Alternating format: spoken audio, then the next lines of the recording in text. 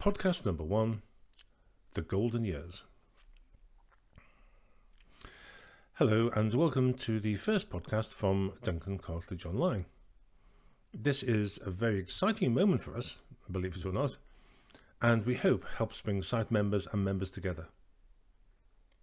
I hope that you will find this a less formal environment than the videos from the website, and we are open to suggestions for topics for future episodes, but please keep it clean. So this is Duncan Cartlidge, and for the first 3 podcasts I'm going to look at changes in the role of quantity surveyors over the last 50 years or so, and give you my thoughts about what the future holds for us all. Certainly the QS is currently in great demand, which is good news, and universities are experiencing great interest in QS degree programs, that is despite the predicted downturn in construction orders in the immediate future. When looking back at the quantity surveyors over the last 50 years, for me, one characteristic stands out above all others, and that is adaptability. 50 years ago, that's the early 1970s, was the golden age for quantity surveying for 3 reasons. Bills of quantities were king and demanded for nearly every public and private sector project. It was inconceivable to go to tender without a bill of quantities. The fee scales, as determined by the RICS, were very generous, and there was no competition between practices and members. What was meant about no competition?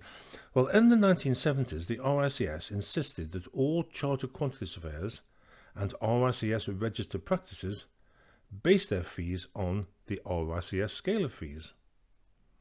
And as an RICS member, or an RICS regulated firm, if you attempted to undercut the scale of fees, it's quite simple. You'd be thrown out of the RICS in disgrace. So what was the scale of fees? It was a little blue book that set out the fees for all pre- and post-contract work and had been around since about 1914.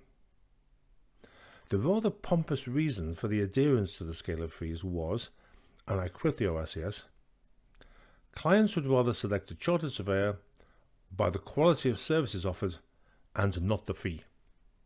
Oh, really? The exact wording of the RICS bylaw restricting RICS members from undercutting and competing was, no member shall, with the object of securing instructions or supplanting another member of the surveying profession, knowingly attempt to compete on the basis of fees and commissions.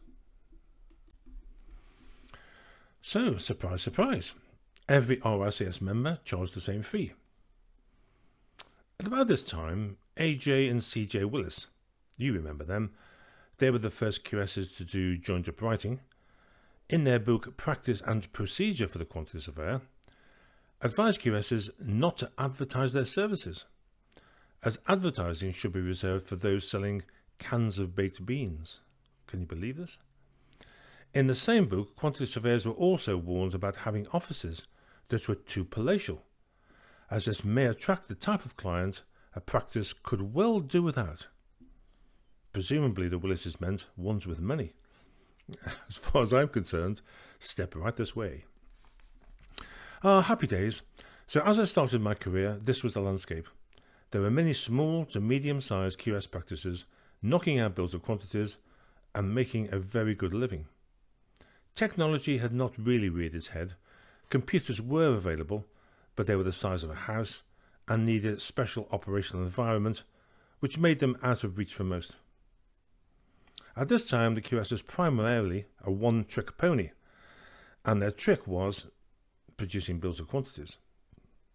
Nobody stopped to think, what happens if bills of quantities are no longer needed?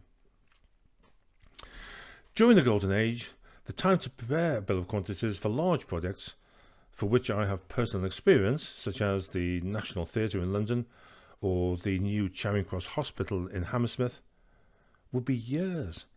I remember taking off bar charts pinned to the office wall, showing taking off times that seemed to never end, as the bills of quantities couldn't be completed and sent to the printers and onto the contractors for pricing without all the details being received from the architect and the taking off completed. I mentioned printers. Draft bills of quantities had to be sent out of the office to specialist printers, as generally there was no in-house printing at this time. After printing came endless boring proofreading, often by trainee surveyors, prior to the final printing and the posting to the tendering contractors. In the 1970s, the Charing Cross Post Office in London was open all night, and on occasions I have taken tender documents there at 9:30 in the evening to get them postmarked with the date that they were due for dispatch. Today we are all familiar with the term cut and paste as applied to word processing packages. Back in the day there was no NBS or word pressing. Very often preliminaries and preamble sections of a bill of quantities were compiled by cutting, not with a mouse but a pair of scissors, clauses from previous bills and then pasting them together with glue, as used on Blue Peter, on sheets of paper for the new bill, which was then sent to the printers. During the extended bill preparation, the supply chain was kept well away and had little or no input into the design process. The reasons for this aren't exactly clear, except it was thought that the client's consultants were the good guys and the contractors and the subcontractors were the bad guys, who would take advantage of any snippet of information that happened to leak out of the design build preparation process. How exactly contractors were supposed to do this, no one has ever explained to me.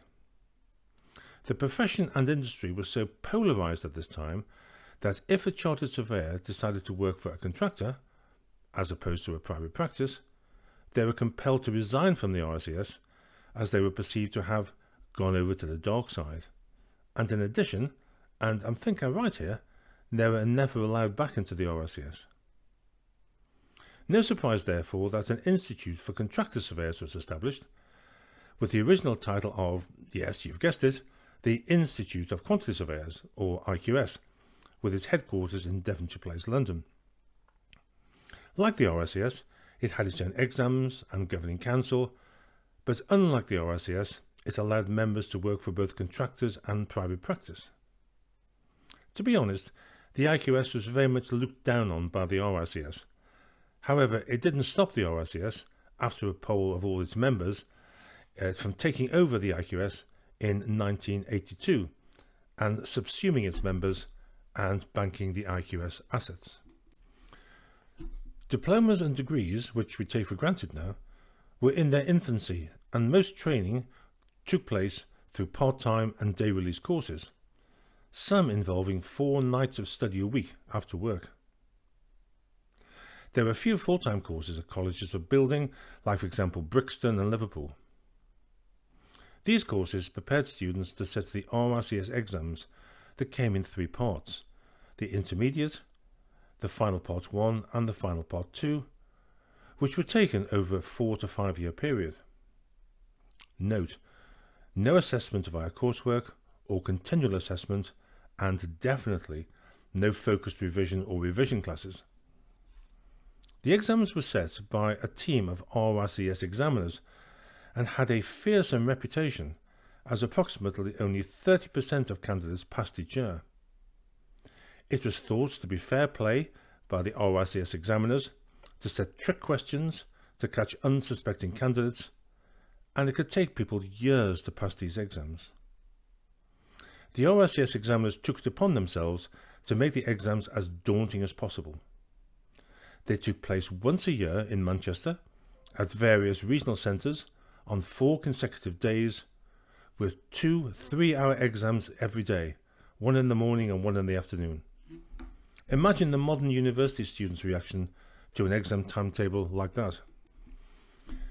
I recall teaching a final part 2 measurement class at Thames Polytechnic, Hammersmith, on a Monday evening in the 1970s between 6:30 and 9 p.m, where almost half the class were on their 5th or 6th attempt to pass the exam. I recall one particular student who was promised a partnership in his father's practice if only he could pass the final part 2 exam. You know, I don't think he ever did pass, and like many others, in the end just gave up and fell by the wayside.